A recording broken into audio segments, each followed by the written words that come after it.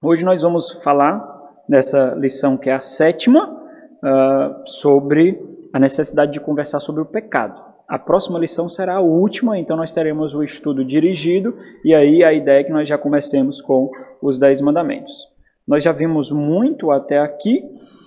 Hoje nós vamos falar sobre essa necessidade que nós temos de conversar com o pecado. E aí quando veio na agenda o fato de que eu ia ministrar essa aula hoje, eu lembrei de uma historinha, de um fato, de um caso que eu tive envolvido. Certa vez eu estava conversando com um irmão em Cristo, um homem, que estava com uma doença terminal. Ocasionalmente ele conseguia ir à igreja, lá em Parquelândia, e um certo dia me deparei com ele lá na igreja, e eu fiz aquelas saudações iniciais comum, e aí essa saudação ela foi seguida por um comentário muito despretensioso, simples. Eu disse: "Oi, irmão, tudo bem?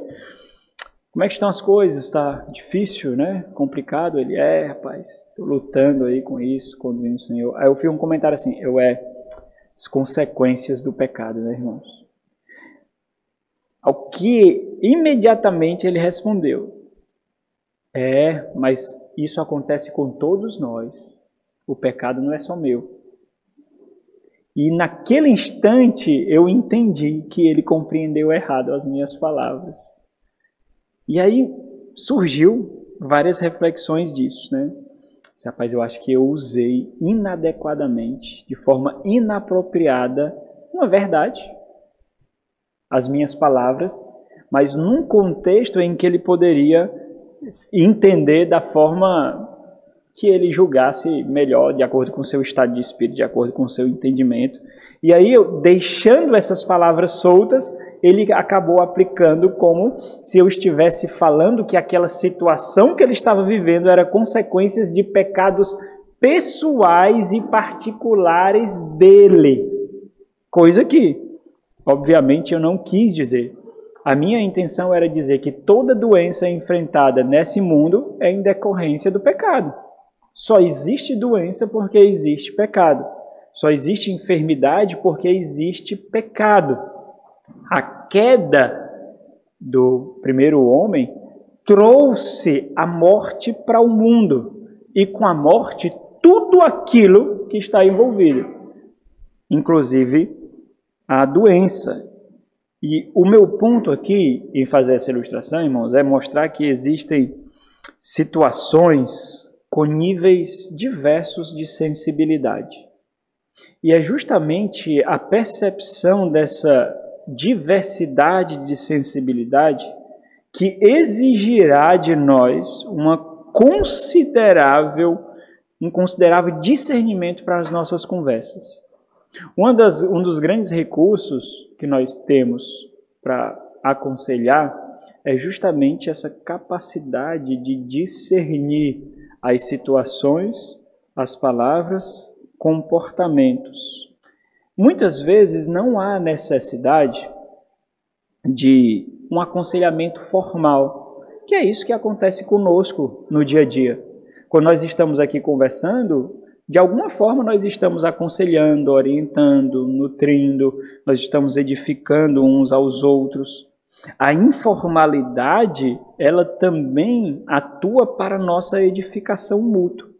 Mas mesmo na informalidade, é exigido de nós que as nossas palavras sejam medidas, temperadas, consideradas. Nós não falamos de forma despretensiosa. Na maioria das vezes isso não acontece, irmãos. Quando pessoas conversam conosco, existe uma expectativa a nosso respeito. Tem pessoas, por exemplo, cujas palavras elas já vão ser envoltas numa expectativa de reverência, de falta de sabedoria. Olha, eu vou conversar com fulano, mas eu não vou levar a sério o que fulano vai dizer. Eu não vou levar a sério o que ela vai dizer, porque ela é assim mesmo. Ele é assim mesmo. Então, aquelas palavras não vão ter muito peso, não tem muito poder. Todos com quem nós conversamos, nós temos um tipo de expectativa. Todos. Seja uma pessoa bruta, seja uma pessoa áspera, seja uma pessoa branda, seja uma pessoa paz e amor, seja uma pessoa irresponsável. Mas também existe aqueles que nós sabemos que esperaremos alguma palavra de sabedoria e discernimento. Essa expectativa deve ser de todos nós. Nós, de alguma forma, podemos oferecer conforto e orientação nas conversas mais simples que existem. Provérbios capítulo 27, versículo 27, 9, diz assim: como o óleo e o perfume alegram o coração, assim um amigo encontra doçura no conselho cordial. Isso quer dizer que na maioria dos nossos aconselhamentos mútuos, a nossa edificação acontecerá de uma forma completamente informal. Mas há pastoreio na informalidade também. Nem sempre há necessidade de um encontro no gabinete pastoral ou na casa do pastor. Há edificação na informalidade, há orientação. O que nós precisamos perceber é que existem momentos para formalidade e isso deve ser observado também por nós. Talvez uma das grandes barreiras para nós desenvolvermos uma comunidade de aconselhamento mútuo seja um estigma de que todo conselho é reprovador. Os simples atos de aconselhar já carrega aquela atmosfera de que eu estou sendo reprovado. E eu não digo isso não somente por causa do tom da voz, dos olhares, porque a gente já carrega esse estigma em aconselhamento. Olha, se alguém chega até mim para me orientar, isso já quer dizer que eu estou no nível inferior, uma necessidade de ser exortado, e aquela pessoa que fala comigo fala de cima para baixo, como se ela fosse superior a mim. Então eu já crio essa atmosfera, eu já crio essa expectativa. E aí, por isso que tão logo nós somos aconselhados, logo nós nos desculpamos. Porque nós pensamos nisso. Nós julgamos com muita facilidade de que há necessidade de uma disposição unilateral de supervisão para a nutrição mútua do corpo. Então, nesse aconselhamento e nessa edificação, sempre acontecem aspectos unilaterais. Eu sou o exortado e aquele é quem exorta. Eu sou o aconselhado e aquele é que aconselha. Nesse momento eu estou na melhor, naquele momento o outro está na pior. Mas sempre há esse ambiente que é muito aguerrido, que é muito negativo, em que nós recebemos aconselhamento como se fosse negativo, ruim, depreciativo. E aí nós criamos uma postura muito aguerrida de ficar com as guardas sempre levantadas. Oferecemos desculpas, aí vem o mas, entretanto, contudo, porém, todavia, vírgula, vírgula, vírgula, porque nós entendemos que, no final das contas, precisar de aconselhamento significa estar em deficiência. Mas não é assim que acontece, irmãos. Essa mutualidade, a própria terminologia que é bíblica, já define a necessidade de edificação uns dos outros. Nós precisamos disso. Nós precisamos ser lembrados, ser exortados, ser edificados, ser nutridos. Nós não podemos considerar apenas ativos na edificação mútua aquele que profere as palavras e aponta algum aspecto de deficiência. Todos nós estamos ativamente edificando o corpo. A edificação acontece de forma ativa. Então, até mesmo eu, que estou recebendo algum conselho, se naquele momento o meu aspecto é de passividade, porque eu não sou o agente, mas o paciente, eu recebo, sendo o paciente, recebendo do agente, eu estou ativamente edificando o corpo. Porque eu recebi. A minha disposição foi de receber a orientação. A minha disposição foi de ser ensinável. A minha disposição foi de mostrar que a igreja não pode carecer por algum ponto que eu não observei. Mas pela graça de Deus, para a minha edificação e da minha família, eu não tenho somente os meus olhos, tenho os olhos da igreja. Não tenho somente os meus dons, tenho os dons da igreja. Então, ativamente eu estou edificando uns aos outros. Ok.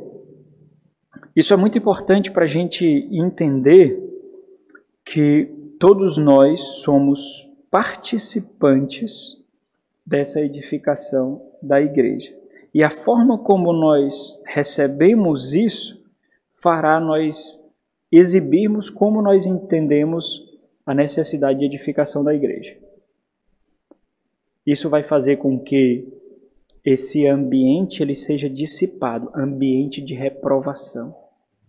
É esse ambiente de reprovação da igreja que faz com que a gente não experimente edificação, crescimento, tanto quanto nós deveríamos. Por quê? Porque nós aprendemos a criar uma crosta superficial que nos blinde, nos protege. Cada vez que você dá desculpas, é um pouquinho mais que você engrossa essa crosta. Porque quando você dá desculpa, você diz assim, olha, eu não preciso desse conselho, não.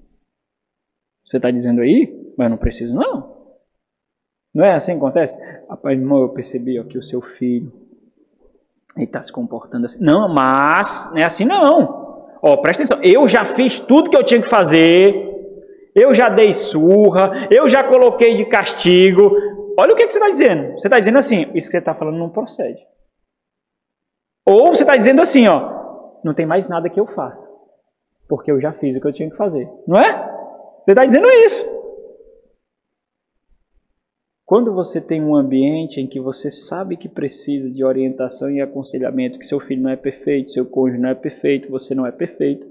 Quando você tem um ambiente assim, você diz assim, e o que você acha que eu posso fazer então? Porque, olha, presta atenção, eu já pensei em algumas coisas, e eu tenho feito isso, mas pelo jeito não tem surtido o efeito que deveria. Tu também experimenta isso? A pessoa diz, olha, eu também experimentei isso, mas olha como é interessante, o que foi que eu comecei a fazer? Não muda. Não muda o ambiente, irmãos. Muda completamente. Então, a postura de quem vai aconselhar não deve ser de altivez. Lembra do primeiro? Humildade. Humildade. A postura de quem recebe tem que ser tão humilde quanto. Porque por conhecer o seu coração, que foi a terceira lição, você conhece o coração do outro. E você sabe que ele não é perfeito quando você julga que ele é.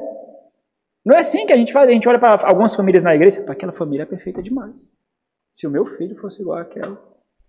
Se o meu cônjuge fosse igual àquele. Meu Deus, sabe? Parece que não tem nem pecado. Perfeito. Nós criamos ideias de pessoas com quem nós vivemos distantes.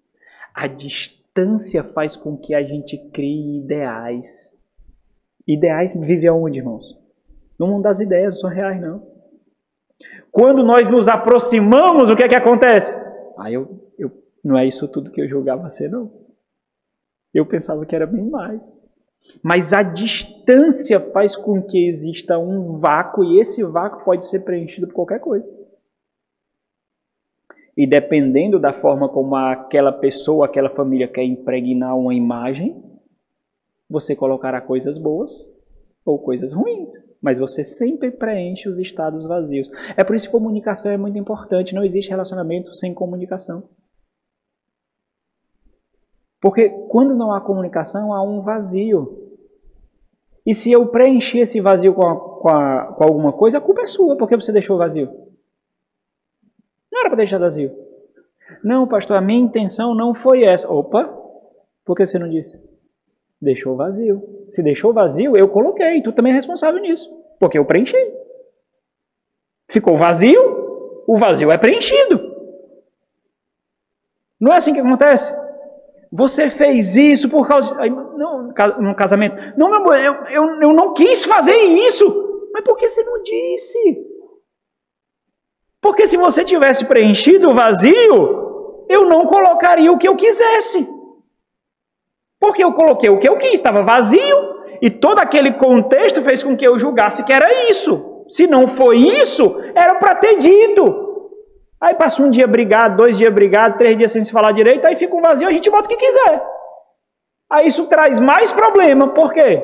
Porque deixou vazio. Ninguém deixa ambiente vazio, irmãos. No ambiente vazio cabe tudo. Provérbios 12, 26. Vamos ver alguns temas que falam sobre esse aconselhamento. Provérbios 12, 26. O justo serve de guia para o seu companheiro. Olha aqui. O justo serve de guia para o seu companheiro, mas o caminho dos perversos o faz tropeçar. 15, 12. Provérbios 15, 12. O escarnecedor não ama aquele que o repreende. Por quê? Porque ele não tem compromisso com a sabedoria. Ele não tem compromisso com o discernimento. Ele não tem compromisso com o crescimento. O seu compromisso é com a zombaria, o escárnio e a perversidade. Então, aquele que aponta a ele que o seu compromisso está errado, ele não gosta. O escarnecedor não ama aquele que o repreende, mas nem se chegará para os sábios. 22, no mesmo capítulo. Provérbios 15, 22. Onde não há conselho, fracassam os projetos. Olha aqui. Aqui esse texto é pegado. Por quê? Porque não adianta você fazer projetos. Não adianta. Olha, eu vou projetar a minha vida, eu vou projetar o meu futuro, eu vou projetar a minha família. Olha, eu vou fazer todos os planos. Se aquilo se fundamentar somente na sua sabedoria, somente nos seus conselhos, será um castelo de areia. A ventania do mundo derribará. E todo o esforço que você dispensou, no final das contas vai servir simplesmente para mostrar que você foi um tolo. Porque seria bem mais produtivo se você fortalecesse os seus projetos com vários conselhos, com várias mentes, com várias visões, para construir um projeto robusto. Isso acontece em todo lugar. Por exemplo, quando a empresa está indo mal, o que é que ela contrata? Consultoria. Consultoria. Está indo mal, olha, é o seguinte, nós estamos nos organizando aqui, a empresa começou a crescer, nós começamos a ter muitos clientes e aquela característica familiar já não dá mais para suportar. Então, se nós queremos crescer, nós temos que sair dessa estrutura familiar e começar a ter processos, padrões e pensar como organização. Bom, eu não tenho capacidade para isso, existem pessoas que estudam só para isso. O que é que nós fazemos? Construímos uma consultoria. Toda empresa faz isso quando sobe o nível, sobe de patamar. Toda empresa faz isso. E aí, vem a consultoria e começa. Planilha. Vocês já passaram por consultoria? Meu irmão, é planilha demais. Eu já briguei com vários consultores. Se meu irmão passar o dia todo preenchendo essas planilhas, tem que preencher a planilha. Tinha planilha até para trabalhar na logística, até para mensurar quanto de um dia eu gastei do pneu do carro. Perdi 0,4 centavos de pneu nessa entrega. Sério? E aí, eles criam esses processos, projetos, dando o que a ele? O conhecimento que eles têm. Mostrando as boas práticas. Olha, eu sei que a sua intenção vai ser fazer isso. E está até certo, só que não vai ser prático, não vai ser pragmático, não vai aplicar. Porque a gente já tentou isso daqui. E não deu certo. Tenta assim, você vai alcançar o mesmo objetivo, mas faz dessa forma assim. Não é assim, irmãos? É assim que acontece. Então, a gente pensa que fazer projeção, fazer projeto, fazer planos é bom, simplesmente por isso. É bom, mas não é simplesmente assim. Nós precisamos de know-how, conhecimento de outros, network, aí estou falando a linguagem dos negócios, dessa rede de relacionamentos capacitados para o nosso projeto. Nós precisamos disso, naturalmente. Observa aqui, acabei de aplicar isso para os negócios, você aplica isso para os estudos, você aplica isso para a sua família, você aplica isso para tudo. A sabedoria, ela não é fragmentada, ela cabe em tudo, é sabedoria. Ela cabe em tudo, porque na sabedoria há princípios em que nós aplicamos. Princípios. Por isso que da mesma forma que você aprende sobre aconselhamento aqui em adultos, você aplica para os seus filhos. Você muda só a linguagem para ter acesso ao coração dele. Mas o ponto é o mesmo. Você tem que ter acesso ao coração para conduzir o coração. O ponto é o mesmo.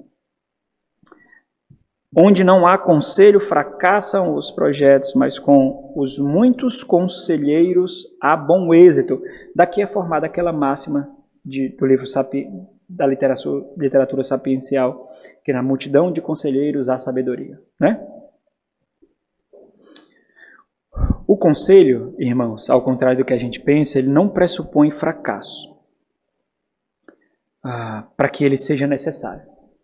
Olha, houve um fracasso, então há necessidade de aconselhamento. Isso só acontece, lembra cá, onde não há conselhos, fracassam os projetos. Por que fracassou? Porque tardou em buscar o aconselhamento. E aí nós só aconselhamos diante do fracasso. Se o aconselhamento ele fosse prévio, se fosse antes disso, se eu tivesse uma disposição de buscar orientação antes, não haveria o fracasso. Ou não necessariamente na mesma proporção. Mas por não haver essa disposição preventiva, aí nós acabamos incorrendo no erro de não buscar orientação. Então, primeiro nós precisamos mudar nossa percepção pessoal de que todo conselho é reprovador. Não é. De que todo conselho só é necessário porque há um fracasso. Não é. Pode ser prévio, pode ser bem antes. E, na verdade, o ideal é que fosse assim. Então, há necessidade de edificação, nós todos somos ativos nessa edificação, todos nós carecemos de orientação, todos nós carecemos de direção, a não ser que você já tenha completado a carreira. Você já completou a carreira?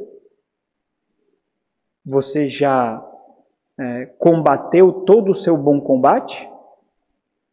Ou você ainda está correndo para o alvo? Se você ainda está correndo para o alvo, você precisa de orientação, direção. O grande ponto é você julgar que somente alguns, e esses alguns são os oficiais da igreja, podem orientar.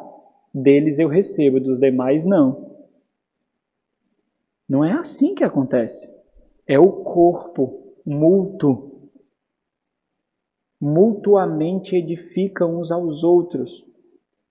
E num determinado momento, você está sendo usado pelo Espírito Santo para ajudar um irmão que está em deficiência, porque previamente não foi orientado, não buscou orientação. Num outro determinado momento, você é aquele que precisa ser orientado.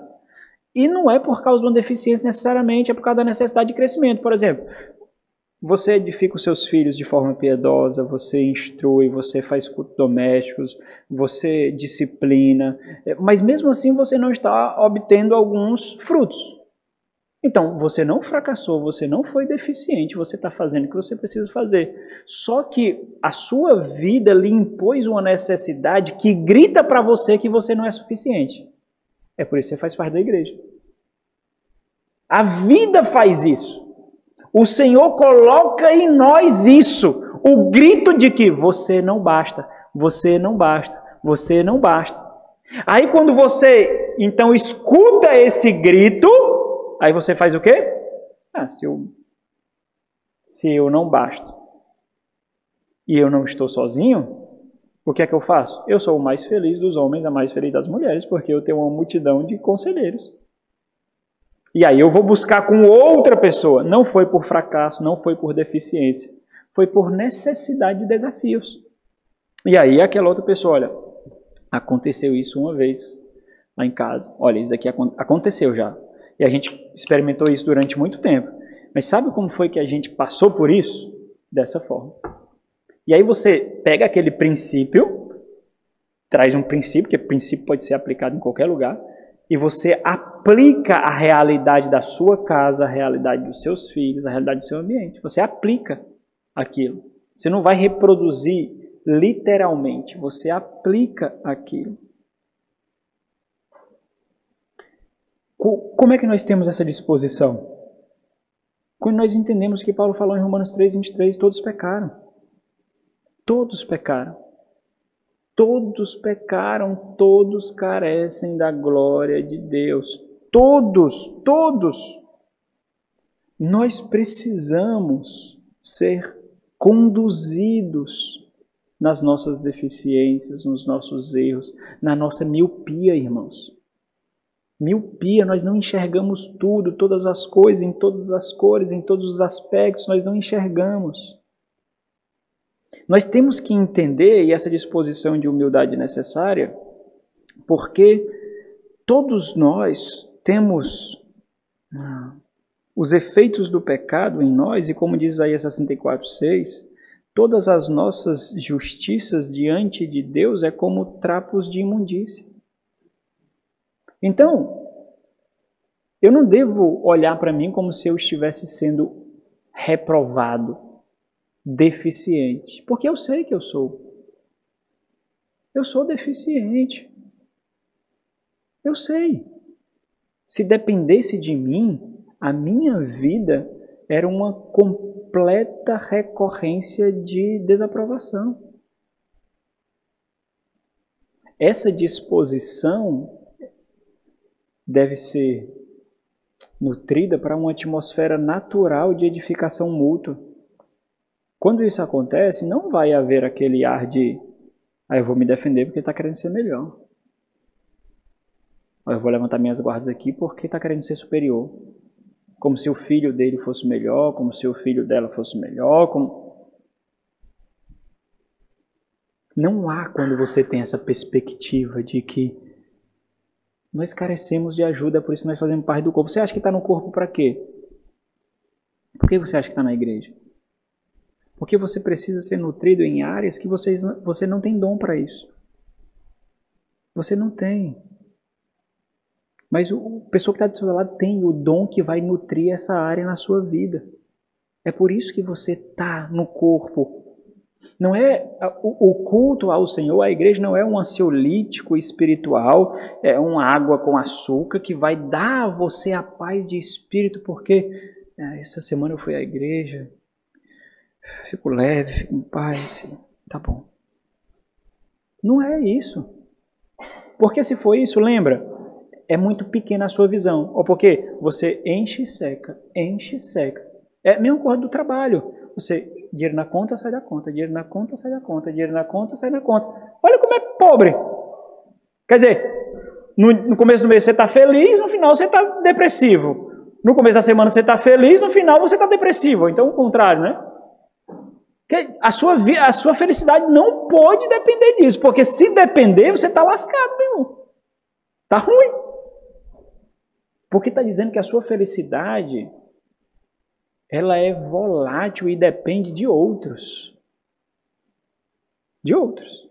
O que é um grande problema. Então, dentro da igreja, essa realidade ela deve ser presumida por todos. Todos nós pecamos, todos nós carecemos de edificação, todos nós carecemos de conselho. Nessa edificação mútua, ora eu sou o aconselhado, ora eu sou o conselheiro, mas o ponto é que a igreja é edificada. Então, isso é que deve prevalecer. Não é o meu testemunho pessoal de superioridade.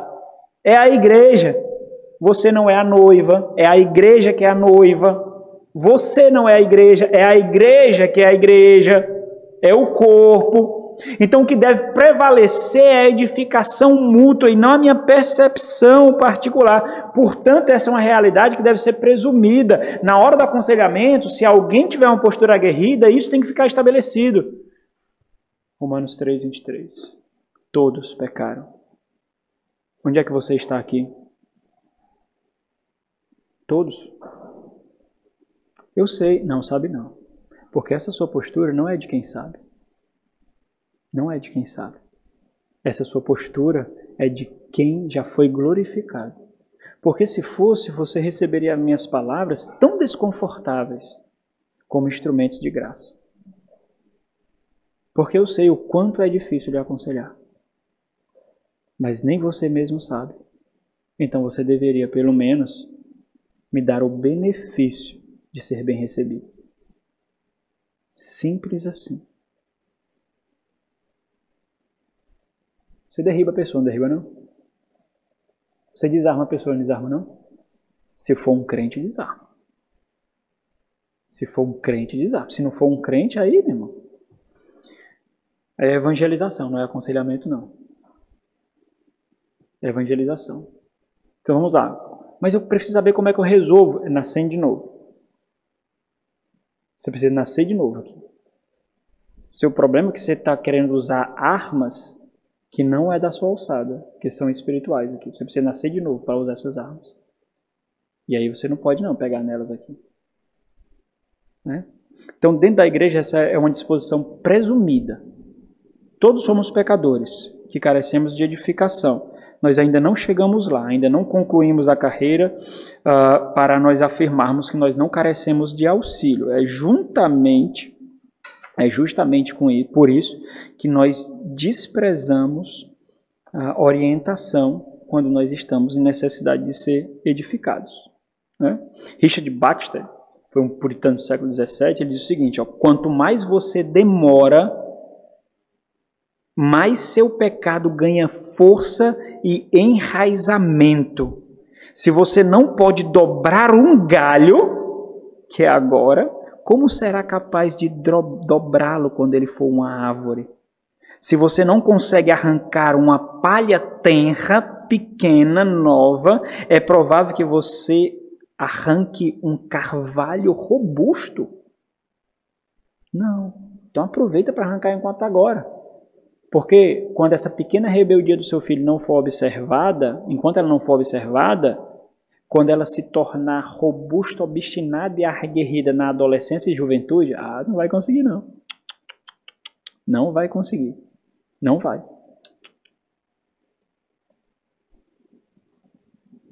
Essa é a realidade do mundo que vivemos. O mundo jaz no pecado. Embora o mundo não perceba isso, embora o mundo não presuma isso, mas nós estamos falando de aconselhamento no ambiente da igreja local. Por isso que essa é uma realidade presumida em todos nós.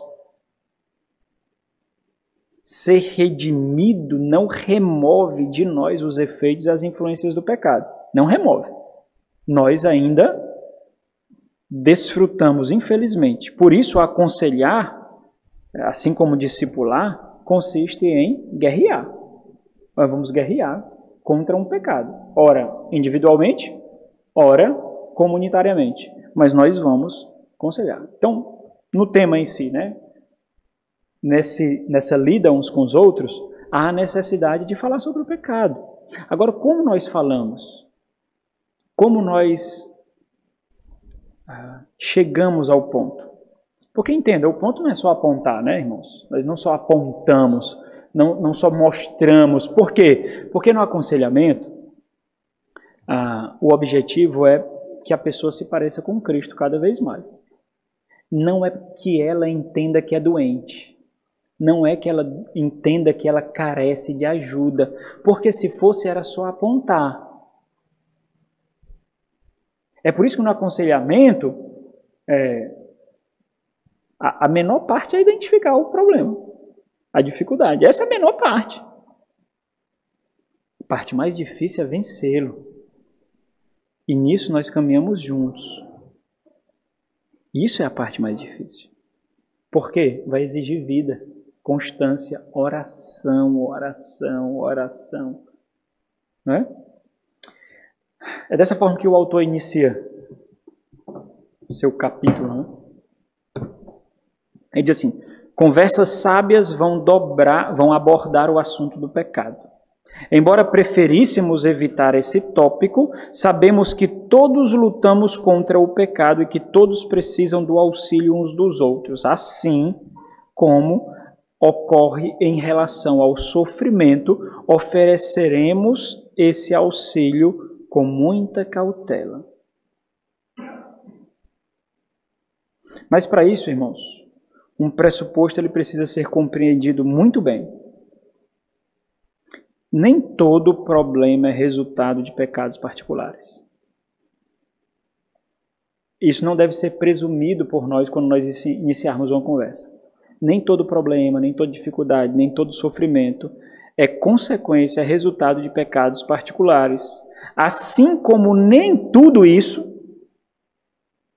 é resultado de consequências de pecados ou vacilos meus somente. Às vezes, eu sou o alvo das consequências de pecados de outras pessoas que exercem algum tipo de influência em mim, sobre mim, a minha vida, ou cujas ondas, aquelas ondas como se uma pedra caísse no oceano e as ondinhas, de alguma forma, ou numa escala maior ou menor, batesse em mim. Então, nem é consequência de pecado particular e nem é resultado das minhas escolhas, dos meus atos. Por isso, muito cuidado quando você for conversar com conclusões precipitadas completamente inadequadas em relação à edificação mútua. As primeiras palavras, as primeiras conversas nunca mostrarão o problema.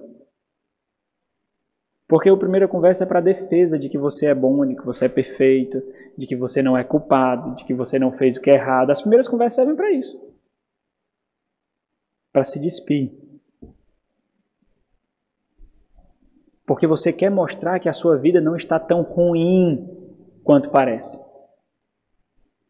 As primeiras conversas só servem para isso. Fala. Então, muito cuidado com conclusões precipitadas.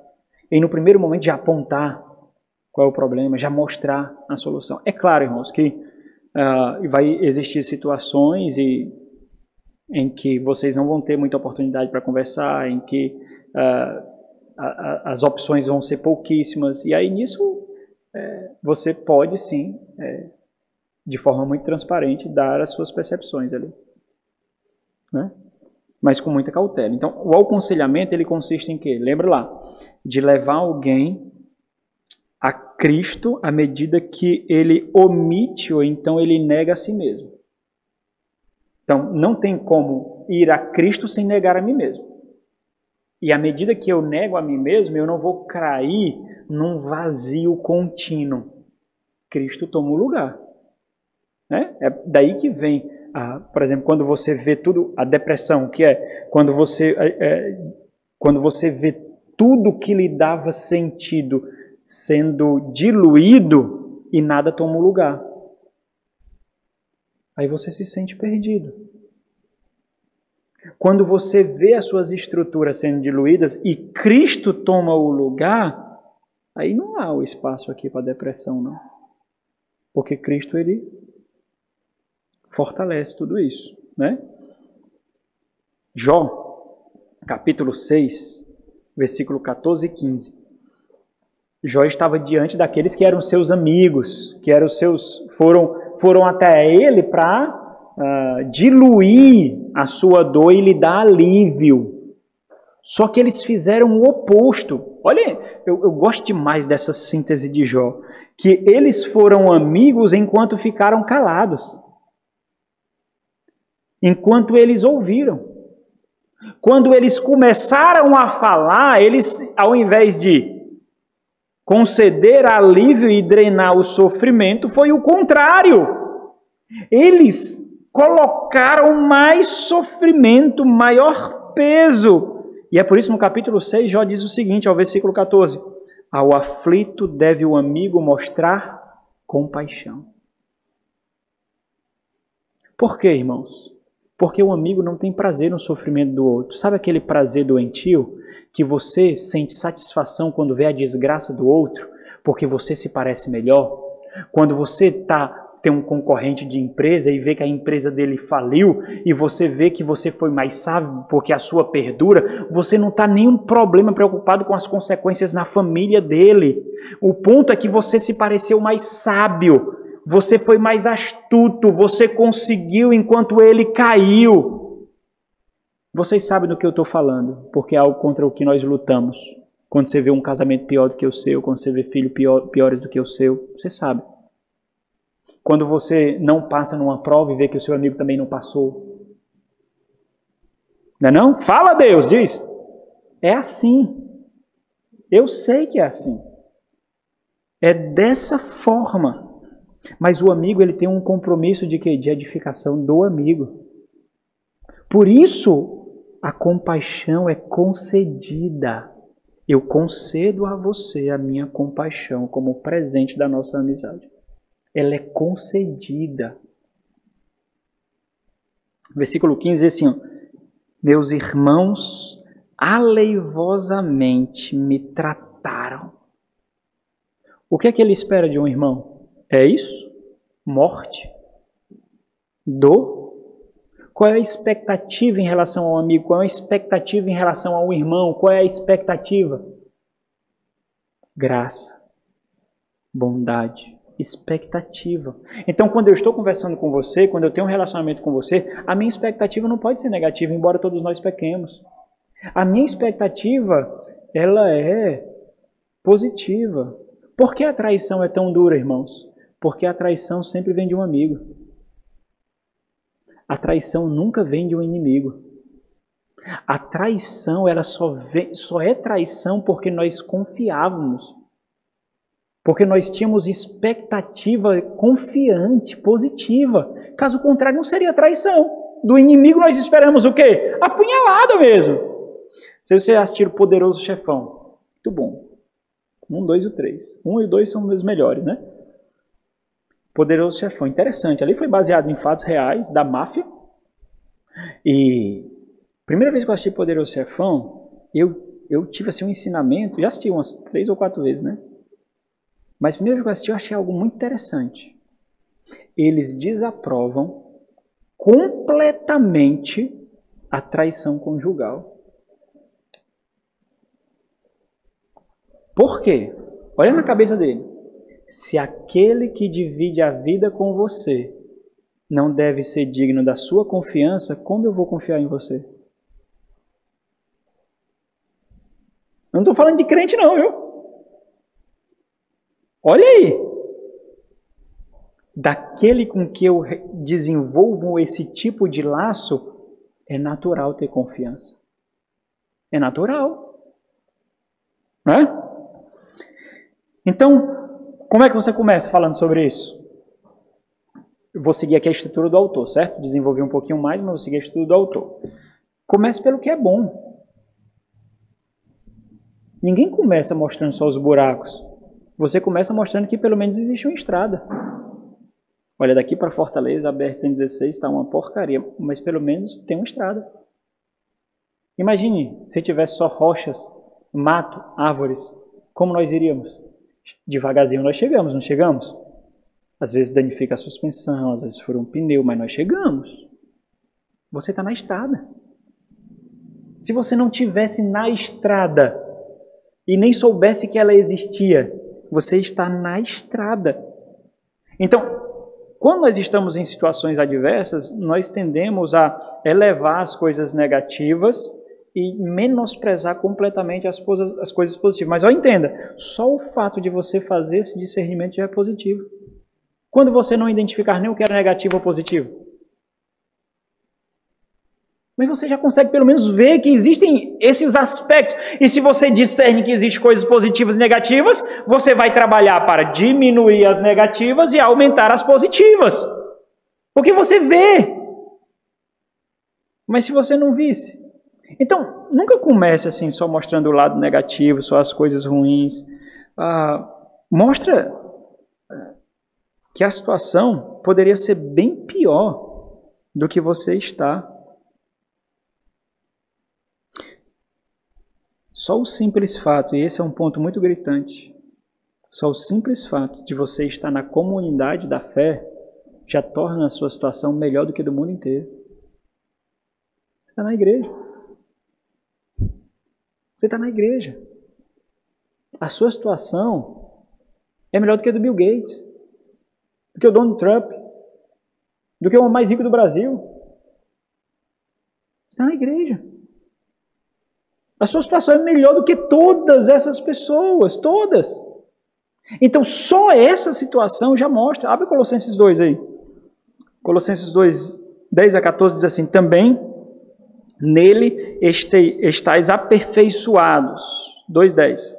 Ele é o cabeça de todo o principado e potestade, nele também foste circuncidado, não por intermédio de mãos, mas no despojamento do corpo da carne, que é a circuncisão de Cristo, tendo sido sepultados juntamente com ele no batismo, no qual igualmente fostes ressuscitados mediante a fé no poder de Deus, que o ressuscitou dentre os mortos. E a vós outros, que estáveis mortos pelas vossas transgressões e pela incircuncisão da vossa carne, vos deu vida, juntamente com ele, perdoando todos os nossos delitos, tendo cancelado o escrito de dívida que era contra nós e que constava de ordenanças, a qual nos era prejudicial, removeu inteiramente, encravando-o na cruz. Isso daqui é bom ou é ruim, irmão?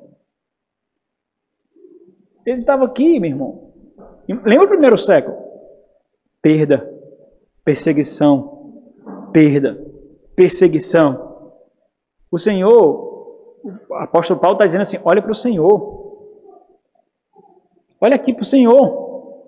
Olha para o Senhor. Olha para a cruz, o que significou. Aquilo que o Império Romano e os judeus reputaram por perda, foi a maior vitória dos cristãos. Foi o estabelecimento da nova aliança. Perda? É por isso que nós não desprezamos um leito de hospital, a perda do ente querido, uma enfermidade, porque não se restringe àquilo. Se você acha que quando fica enfermo, ou perde alguém, ou sofre, tudo se acaba, você está dizendo que aquela situação era o foco da sua vida. Nós usamos isso para evangelização, para edificação, porque quis o Senhor, aprove o Senhor que aquela situação fosse um aspecto da estrada na qual nós o glorificaríamos. Por isso que discipulado não acaba quando nós estamos doentes, por isso que discipulado não acaba quando nós estamos sofrendo, por isso que a evangelização não acaba quando nós estamos enfermos. É na enfermidade, é no sofrimento. Porque senão nós estamos dizendo que ali foi a criptonita capaz de remover de nós a vida e o vigor de viver para Cristo. Porque agora eu me tornei o foco aqui, ó. Aqui eu me torno o foco. Quando isso acontece, eu me torno o foco. Quando isso acontece, eu sou o foco. Não é assim, irmãos. São situações como essa que mostram se nós realmente entendemos o que é o foco da nossa vida. Situações como essas, sensíveis, delicadas, difíceis. Nós vamos fazer sofrendo, chorando, mas vamos fazer como escravos, que prestará contas ao seu Senhor. É isso que um escravo faz. O escravo faz o que o seu Senhor diz. É muito bonitinho você ir na rede social e dizer, eu sou um escravo de Cristo. Sabe no perfil você bota? Que é servo de Cristo, escravo de Cristo. É bonito, né? E quando o Senhor cobra isso? Vamos ver se você é meu escravo. Bom. Se tornou Senhor? Não era escravo. Se tornou Senhor agora. O foco, o centro? Pensei que era escravo. Romanos 8, 1. Aconselhamento, uma das coisas que nós usamos muito é a Escritura, irmãos. Romanos 8, 1. Agora, pois, já nenhuma condenação há para os que estão em Cristo Jesus. Se você estiver em qualquer situação, mas em Cristo, que remove toda a condenação, não há um estágio em que você esteja que seja pior. Não há, porque toda a condenação foi removida. Toda. O simples ato, você está conversando com alguém, né? O simples ato de você ter esse tipo de conversa, lembra o privilégio e a gratidão de ter o ensinamento da sabedoria para a vida. Esse simples conversa já distingue essa pessoa de uma multidão imensurável de outras pessoas que realmente estão em apuros. Realmente estão em apuros. Lembra o ponto aqui? Próximo domingo eu continuo, tá bom? Eu vou ficar só nesse ponto, que aconselhamento é muito prático, né? E quando é um pastor que está falando, aí se torna mais prático ainda, né? Tem 5 pontos, mas eu vou ficar só nesse, tá bom? Você não ficar agoniado, que vai demorar muito, né? Dia do Senhor é na igreja, irmãos. Esse é dia do Senhor, domingo, né? É na igreja. Chover, viu?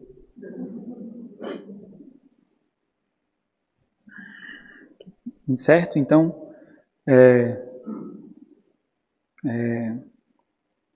quando você está conversando com alguém que está açoitado ao ponto de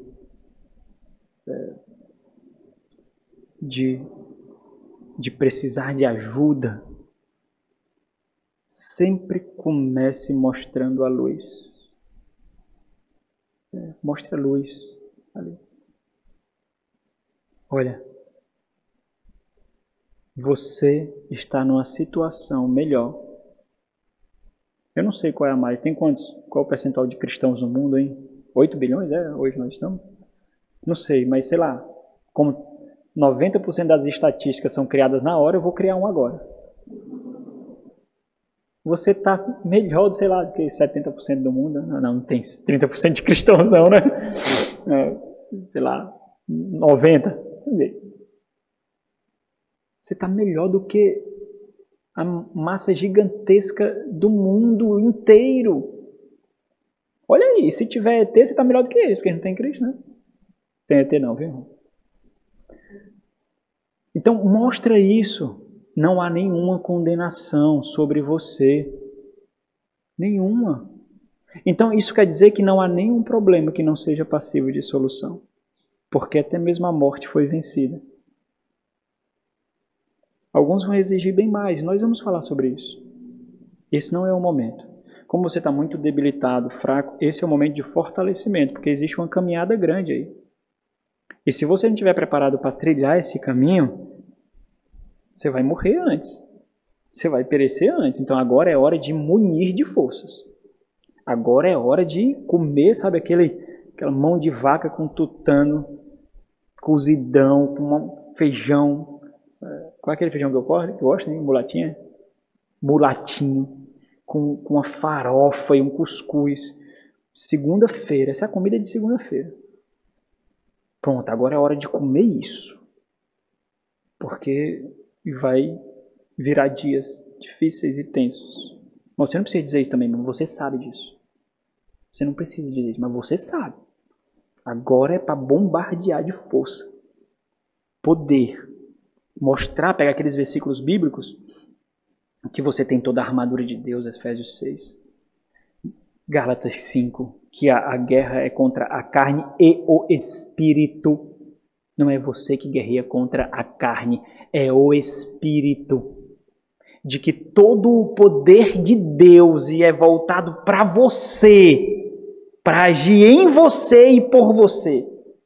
De que o Espírito Santo de Deus, a terceira pessoa da Trindade, foi colocado em você para marcá-lo como propriedade do Senhor. Você coloca todos esses versículos assim, o que pode vencer isso? Qual é a armadura mais poderosa do que a armadura de Deus? Qual é o selo que confere mais garantia do que o próprio Espírito Santo de Deus? Tá aqui, ó. Tá aqui, ó. Força, poder, vigor. Então, da mesma forma que nós temos a tendência em considerar que todo conselho é reprovador, nós temos a tendência de não celebrar as pequenas vitórias no processo. Natural, nós não celebramos. Nós simplesmente desprezamos. Então, o simples fato, irmãos, de nós estarmos num ambiente em que os pecados são tratados adequadamente, já nos coloca na melhor situação do que o restante do mundo. Entenda aqui, ó. Entenda isso. Nós estamos numa comunidade redimida, não de pecadores obstinados. Nós estamos numa comunidade de pecadores perdoados que buscam a mortificação e santificação. Então sempre você vai ter o benefício da dúvida. Se você faz parte da igreja fiel, da igreja batista congregacional, em que você foi recebido na comunidade porque nós reconhecemos você como representante de Cristo Jesus, um dos seus direitos nessa igreja é ter o benefício da dúvida. Você sempre vai ter o benefício da dúvida. Você não vai ser tratado como um obstinado, como um rebelde, como um pecador que blasfema do Senhor. Sempre vai ter o benefício da dúvida. Sempre. E o simples fato de você estar aqui, então, isso já é graça sobre graça. Então, portanto, observe, valorize e celebre. O quê? O fato de você pertencer a uma igreja que cuida. 2. O fato de você dar os primeiros passos para mais próximos de Cristo é aceitar a sua impotência. Quando você se dobra a um conselho, a alguém que lhe orienta, você está aceitando a sua impotência, a sua incapacidade. Você está aceitando que sozinho você não consegue. 3. O fato de enxergar a necessidade que você precisa e que você precisa trabalhar no seu lar e na sua vida. Não poderíamos citar mais, não poderíamos? O fato de você ter alguém que cuida diretamente de você, se compromete especificamente com você. O fato de você ter alguém que comprou a sua dor. O fato de você ter alguém que comprou a sua dificuldade quando você julgava que era besteira. Quando você julgava que era... Existem tantos, é isso que nós fazemos. Existem tantas pessoas com tantos outros problemas. E por que o meu? Pô, eu tenho até vergonha de falar o meu, porque é muito pequeno, vão rir de mim. Aí Satanás começa a nos moldar assim ao nosso redor para que nós tenhamos pensamentos negativos, depreciativos, e que existem pessoas que têm realmente problemas reais, problemas de saúde, problemas de perda, sabe, problemas que falam diretamente da igreja, e eu estou com esse problema tão pequeno, tão minúsculo, aí vem a depreciação, aí você tem alguém que compra isso, isso também é meu. E nós vamos sair desse buraco juntos. Isso é motivo de celebrar ou não é? Motivo cerebral. Nós poderíamos citar várias coisas aqui, mas Deus vai dar graça a você. Porque cada uma coisa, cada uma situação, cada um ambiente muito específico, e você observa isso. Então, ao mesmo tempo que eu sei que você está sendo ministrado com essa minha palavra, você também precisa ajudar outros, e é por isso que você está aqui sendo treinado. É porque você não é o foco, você é um servo que serve. Você não é aquele que recebe o serviço simplesmente, apesar de que quando todos nós estamos servindo, nós também recebemos o serviço. Quando todos lavam os pés uns dos outros, os nossos pés também são lavados. Isso só acontece porque nós lavamos também. Quando uns cuidam das feridas dos outros, a nossa ferida também é cuidada, porque nós também cuidamos da ferida do outro. Egoísmo não faz parte da comunidade, porque a própria vida vai atestar que o egoísmo mata quando você precisar. E você receber o mesmo que você dá. Bom, nós paramos aqui. Ainda bem que nós paramos no que é bom, né? Próximo domingo, com a graça de Deus, nós continuaremos. Partindo daqui, fazemos uma breve recapitulação e vamos falar do fato de que todos nós pecamos. Terceiro ponto, identifique as áreas de pecado, se é possível, se é pessoal ou reflexo de outros. Esse é um ponto fenomenal. Quarto ponto, as maneiras para falar sobre o pecado. E quinto e último ponto, termine com gratidão. Comece com o que é bom, termine com gratidão. Ok? Vamos orar? E depois nós temos um tempo de perguntas e respostas, se os irmãos desejarem. Nosso Senhor, nós estamos no mundo, Pai, encharcado de desgraça. Mas nós somos aqueles privilegiados que no mundo de escuridão e miséria podem enxergar a Tua graça.